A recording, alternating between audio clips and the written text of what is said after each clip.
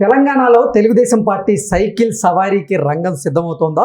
అందులో భాగంగానే నారా లోకేష్ గారిని ప్రముఖ ఎన్నికల వ్యూహకర్త ప్రశాంత్ కిషోర్ కలిశారా అంటే అవునని సమాధానం ఇస్తున్నారు కొంతమంది రాజకీయ విశ్లేషకులు.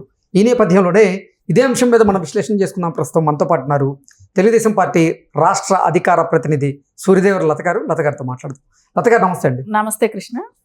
లత గారు, తెలంగాణలో తెలుగుదేశం పార్టీ సైకిల్ సవారీకి రంగం సిద్ధం అవుతుందని, అందులో భాగంగానే నారా లోకేష్ గారిని ప్రశాంత్ కిషోర్ కలిశారు అన్నట్లుగా కొన్ని వార్తలు వస్తూ ఉన్నాయి. ఇంతకీ అసలు ప్రశాంత్ కిషోర్ నారా లోకేష్ గారిని కలవడం వెనుక కారణం ఏంటి? నిజంగా తెలంగాణలో తెలుగుదేశం పార్టీకి మళ్ళీ జవసత్వాలు నింపుకోబోతుందా పార్టీ అంటే ఏం చెప్తారు? తెలంగాణలో తెలుగుదేశం పార్టీ ఆవశ్యకత చాలా అవసరం. ఎందుకంటే ఇన్ని సంవత్సరాలు, అంటే ఇప్పుడు అధికారం కోల్పోయి 20 సంవత్సరాలు అయింది తెలుగుదేశం పార్టీ తెలంగాణలో. అంటే జాయింట్ స్టేట్ తర్వాత మళ్ళీ అధికారంలో లేదు. ఒక బీఆర్ఎస్ కి ఒక ఛాన్స్ ఇచ్చి చూశారు. బీఆర్ఎస్ అనేది ఒక అట్టర్ ఫ్లాప్ అనేది, ఎందుకంటే ఏదైతే సెంటిమెంట్ తో కూడుకున్న పార్టీగా తీసుకొచ్చారు.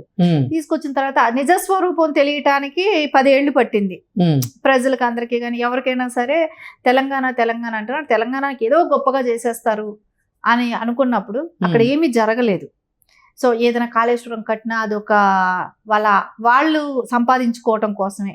1,00,000 కోట్ల రూపాయలు దానికి తగలబెట్టడం కానివ్వండి, ఇలాంటివన్నీ ఏది చేసినా వాళ్ళ సొంతంగా సంపాదించుకునే రకంగా చూసుకున్నారే కానీ అక్కడ ఏది కూడా డెవలప్మెంట్ అనేది గతంలో ఏం జరిగాయో అది నీళ్లు, నిధులు, నియామకాలు అనే అంశాలతో తెలంగాణ ప్రజల్ని మభ్యపెట్టి వారు సొంతంగా వారి కుటుంబం మొత్తం కూడా ఆస్తులను కూడబెట్టుకుందే తప్ప తెలంగాణ రాష్ట్రం వారి వల్ల ఉపయోగం పొందింది అయితే ఏం లేదంటారా? నియామకాలు అన్నారు, ఎక్కడ చేశారు? ఉద్యోగ అవకాశాలు ఎక్కడైనా కల్పించారా? సరే నీళ్ళు అన్నారు. నీళ్ళు కాళేశ్వరం ప్రాజెక్టు కట్టడం మూలన ఎంత నష్టం అనేది తెలిసింది కదా. అంటే గతంలో చెప్పినప్పుడు అందరికీ కూడా ఇది కావాలని చెప్తున్నారు. ఉమ్మడి స్టేట్ గా ఉన్నప్పుడు అది కష్టం అవుతుంది అనేది ఒక డిస్కషన్ వచ్చినప్పుడు కూడా ఏమన్నారు, అది కావాలని చెప్తున్నారని అన్నట్టే చేశారు. సరే 1,00,000 కోట్లు పెట్టాడు, బూడిదలు పోసిన పన్నీర్ వేశాడు. సరే అదే వాళ్ళు ఏంటంటే అందరికీ బోర్లు వేసుకునే వసతో ఇంకోటో కల్పించుంటే పరిస్థితి వేరుగా ఉండేది. సో ఇక్కడ ఏం జరిగింది, మొత్తం ప్రాజెక్ట్ అంతా అన్ని కోట్లు పెట్టడం కన్నా కూడా సో వాళ్ళకి ఇంకొంచెం అలాంటి కష్టమైన చోట రైతులకి ఇంకొంచెం సబ్సిడీ ఇవ్వటము, ఉచిత కరెంట్ అనేది ఎట్లాగా ఉంది, ఇంకొంచెం వాళ్ళకి ఇంకా బెనిఫిట్స్, విత్తనాలు ఫ్రీగా ఇవ్వటము, ఇట్లాంటివన్నీ కూడా చేస్తుంటే గిట్టుబాటు ధర ఇవ్వటము, ఇలాంటివి చేస్తుంటే రైతులకు బాగుండేది. కానీ అవి ఏమీ లేకుండా ఈయన సొంతంగా ఈయన కూడా పెట్టుకోవటం కోసం కేసీఆర్ గారి కానీ ఆలోచన అది విధంగా కాళేశ్వరం కట్టడం జరిగింది. సరే ఏదైనా తెలంగాణకి ఏదైనా చేసిన పార్టీ ఏదైనా ఉందంటే ఖచ్చితంగా ఈ రోజుటికి వెళ్ళినా విలేజ్ స్థాయిలో ఉన్న వాళ్ళైనా 43 ఏళ్ల క్రితం తెలుగుదేశం పార్టీ వచ్చినప్పుడు ఏదైతే చెప్పిందో ఏదైతే చేసిందో అది ప్రతి వాళ్ళ గుండెల్లో ఉంది. పటేల్ పట్వారీ వ్యవస్థ కానివ్వండి, ఏదైతే తెలుగుదేశం పార్టీ అనుకొని పెట్టిందో తిండి గూడు గుడ్డ అని ఏదైతే పెట్టిందో అది ఖచ్చితంగా అవి నెరవేర్చింది తెలుగుదేశం పార్టీ. అది ప్రజల గుండెల్లో నాటుకుపోయింది.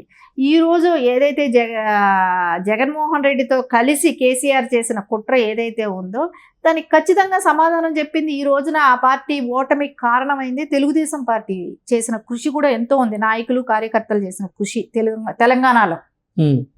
ఎందుకంటే తెలుగుదేశం వాళ్ళని అందరినీ కూడా ఒక్కొక్కరు తెలుగుదేశం పార్టీని నిర్వీర్యం చేసేయాలనే బీఆర్ఎస్ కుట్రని ఇప్పుడున్న క్యాడర్ అంతా కూడా గట్టిగా ఎదుర్కొంటూనే వచ్చింది. వెళ్ళిపోయిన వాళ్ళు వెళ్ళిపోయారు, ఏదో వాళ్ళకి పబ్బం గడుపుకోవటానికి వాళ్ళ సొంత లాభాలు కావచ్చు, లేకుంటే వాళ్ళకున్న బిజినెస్లకి అడ్డం కల్పిస్తారనో ప్రెషర్స్ ఉండబట్టు వెళ్ళారో. సో ఎవరి అవసరాలు ఏదో వాళ్ళు వెళ్ళిపోయారు. కానీ ఇప్పుడున్న క్యాడర్ ఏదైతే ఉందో వాళ్ళందరూ కూడా బాబు గారి మీద ఒక నమ్మకం, తెలుగుదేశం మీద ఉన్న ఒక భరోసా, ఎన్టీఆర్ గారు పెట్టిన పార్టీ ఎప్పుడూ కూడా నిర్వీర్యం కాదు అనే ఒక నమ్మకంతో ఇప్పటి వరకు కూడా ఉన్నారు. సో వాళ్ళకందరికీ కూడా మళ్ళా పుంజుకుంటారు తెలుగుదేశం. వాళ్ళు అనుకున్నారు బీఆర్ఎస్ ను గద్దె దింపాలనుకున్నారు, మేము పోటీ చేయకపోవచ్చు, మేము పోటీ చేయలేదు కూడా కదా.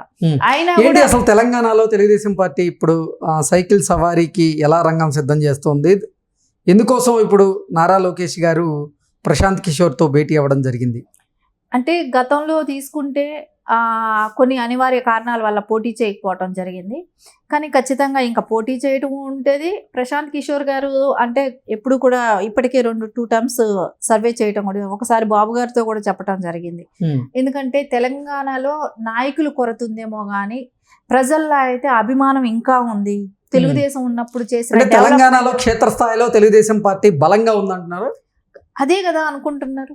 అదే ప్రశాంత్ కిషోర్ గారు కూడా ఆయన చేసిన సర్వే కానివ్వండి, ఆయనకి తెలిసిన రిపోర్ట్సే కానివ్వండి, ఈ రోజుటికైనా కూడా అంటే ఇప్పుడు ఎవ్వరూ లేకుండా ఉన్నారు, అయినా కూడా 15% ఓట్ బ్యాంక్ ఉంది. ఒక అధ్యక్షుడు లేడు, సరైన కమిటీ లేదు, అయినా 15% ఓట్ బ్యాంక్ ఉంది. అంటే అది ఎప్పటికైనా అది ఇప్పటికైనా తెలుగుదేశంకి లేదంటే తెలుగుదేశం వాళ్ళు ఎవరికైతే చెప్తే వాళ్ళకి పడే ఓట్ బ్యాంక్ ఉంది.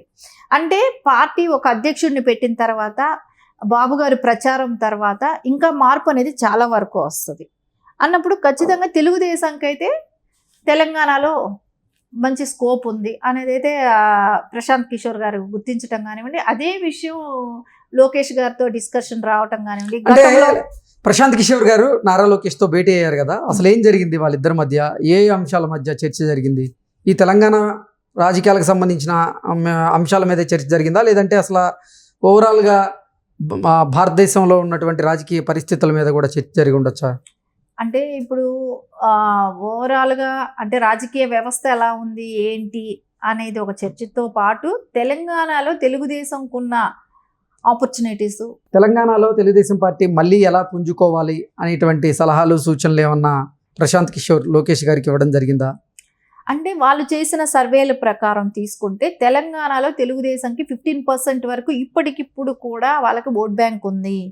సో అలాంటిది ఆ పార్టీని మీరు ఇంకా డెవలప్ చేస్తే అంటే ప్రజల్లో బాగా ఉంది అనే విషయాన్ని ఆయన వరకు తీసుకెళ్ళటం జరిగింది.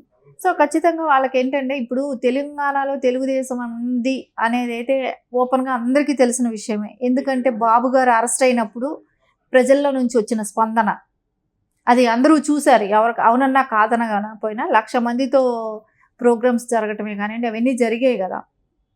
అందువలన తెలంగాణలో తెలుగుదేశం అనేది ఖచ్చితంగా ఉంది అనేది వాళ్ళు చెప్పకపోయినా కూడా ఇన్ని సంవత్సరాలు కూడా కార్యకర్తలు ఈ పార్టీలో నమ్ముకున్న వాళ్ళు ఇంకా కూడా పార్టీ ఆఫీస్కి రావటం, వాళ్ళు ప్రోగ్రామ్ చేయటమే కానివ్వండి, ఇవన్నీ జరుగుతూనే ఉన్నాయి కదా. సో తెలుగుదేశం పార్టీ అనేది అయితే తెలంగాణలో ఆపర్చునిటీస్ ఉన్నాయి అనే విషయం ఆయన తెలపటం జరిగింది. గతంలో కూడా చంద్రబాబు నాయుడు గారితో కూడా ఇదే చర్చ జరిగింది. ఇప్పుడు సభ్యత్వాలు తీసుకున్నా కూడా బాగా జరగటం. అంటే గతంలో మునిపెన్నడూ లేని విధంగా తెలంగాణలో ఈసారి తెలుగుదేశం పార్టీకి సభ్యత్వాలు అధిక సంఖ్యలో నమోదయ్యాయి. ఈ నేపథ్యంలోనే ఇక్కడ తెలంగాణలో ఉన్నటువంటి తెలుగుదేశం పార్టీ కార్యకర్తలు కూడా ఇప్పుడు తెలంగాణలో తెలుగుదేశం పార్టీ అధికారంలోకి రావాలని బలంగా కోరుకుంటున్నారని ఇప్పుడు తెలుగుదేశం పార్టీ నాయకులు భావిస్తున్నారా? అందుకే ఇక్కడ మళ్ళీ పునర్జీవం పోయాలి, తెలుగుదేశం పార్టీలో జవసత్వాలు నింపాలి అనేటువంటి ప్రయత్నం ఏమైనా జరుగుతుందా? అంటే ఇప్పుడు ఇక్కడ ఒక అధ్యక్షుడు ఉండి ఎమ్మెల్యేలు ఉండి సభ్యత్వాలు చేయటం అనేది వేరు. కానీ ఇక్కడ ఒక అధ్యక్షుడు లేడు, ఎమ్మెల్యే క్యాండిడేట్లు లేరు, ఎవరు కూడా పట్టించుకోని పరిస్థితి ఉన్నా కూడా అంటే అధ్యక్షుడు ఉంటే రోజు ప్రాసెస్ అనేది నడిచేది. అట్లాంటిది లేకపోయినా కూడా ఎవరికి వాళ్ళు చేయటం అనేది గొప్ప ఇక్కడ. సో అంటే ప్రజల్లో నాటుకుపోయిన పార్టీ తెలుగుదేశం పార్టీ. ఇక్కడ ఒక నాయకుడు ఉండి నడిపించకపోయినా మేము ఈ తెలుగుదేశంలోనే ఉన్నాం, ఆ పార్టీకి మేము ఏం చేయాలో చేస్తామని నా కార్యకర్తలు ఉన్నారు ఈ పార్టీకి. సో అది అందరికీ అదృష్టం లేదు, అన్ని పార్టీలకి కూడా అదృష్టం లేదు. అది తెలుగుదేశంకి నారా చంద్రబాబు నాయుడు గారి మీద ఉన్న అభిమానమే కానివ్వండి, ఆయన ముందుకు తీసుకెళ్తారనే ఒక నమ్మకమే కానివ్వండి, దానికోసం ఇంకా కూడా కార్యకర్తలు వెయిట్ చేయటం, బాబు గారు ఈ పార్టీని మళ్ళా మనకు అవకాశాలు వస్తాయి అనే ఒక నమ్మకంతోనే తెలుగుదేశం పార్టీ ఉంది. సో ఆ అవకాశాలని ఈ రోజున అది ప్రశాంత్ కిషోర్ గారు దాని గురించి డిస్కషన్ రావటమే కానివ్వండి, అవన్నీ కూడా తెలంగాణ క్యాడర్కి ఒక రకమైన ఉత్సాహం కానివ్వండి, మళ్ళీ మా పార్టీ ముందుకు వస్తుంది. ఏ పార్టీ ఉన్నా లేకపోయినా కూడా అంటే గతంలో పార్టీలో మేము పార్టిసిపేట్ చేసి ఉండకపోవచ్చు, కానీ మేము ఎవరినైతే దించేయాలనుకున్న వాళ్ళమైతే మా చేతి మూలానే మేము చేసిన ఇదే దాని మూలనే దింపగలిగామనే ఒక సెల్ఫ్ సాటిస్ఫాక్షన్ అయితే తెలుగుదేశం కార్యకర్తల అందరిలో కూడా ఉంది. Okay, thank you so much.